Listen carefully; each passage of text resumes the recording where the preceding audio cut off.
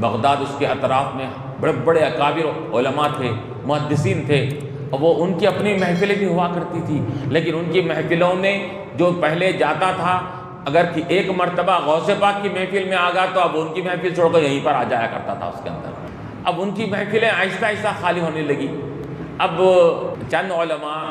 جن کی محفلیں ویران ہو گئی تھی ان کو بھی غوث پاک رحمۃ اللہ علیہ پر تھوڑا سا حسد ہوا، اور انہوں نے کہا کہ یہ بڑے اپنی علمی صلاحیتوں کو، قابلیت کو لوگوں کے سامنے ظاہر کر رہے ہیں۔ ایک علماء کی بڑی جماعت آپس میں بیٹھ کے پلانا منصوبہ کری، غوث پاک رحمۃ اللہ علیہ سے جا کر بھری محفل میں ایسے ایسے مشکل سوالات کریں گے، اتنے مشکل سوالات کا جواب نہیں دے پائیں گے تو ان کے مریدین معتقدین میں سب کو معلوم ہو جائے گا کہ وہ کتنے پانی میں ہیں، تو سب آپس میں طے کرے تم یہ سوال کرنا، تم یہ سوال کرنا، تم یہ سوال کرنا۔ کئی افراد سب مل کر، علماء کی ایک جماعت مل کر غوث پاک رحمۃ اللہ علیہ کی محفل واعظ میں آئے۔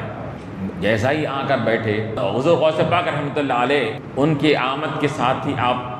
پیرانے پیر ہے وہ، تو پیر پر ولی پر کوئی چیز پوشیدہ نہیں ہو سکتی، تو پیرانے پیر پر پوشیدہ کیسے رہ سکتی ہے؟ تو آپ وہ چیز کو بھانپ لیے کہ یہ لوگ میرے امتحان کے لیے آئے ہیں۔ چنانچہ روایتوں میں آتا ہے کہ جیسا لوگ آ کر بیٹھے محفل میں، غوث پاک رحمۃ اللہ علیہ کے سینے مبارک سے کوئی چیز ایسا روشنی کی طرح سا نکلی، ان کے سینوں سے ہوتے ہوئے آگے بڑھ گئی، اور جیسا ہی ان کے سینوں سے وہ چیز ہوتے ہوئے آگے بڑھ گئی،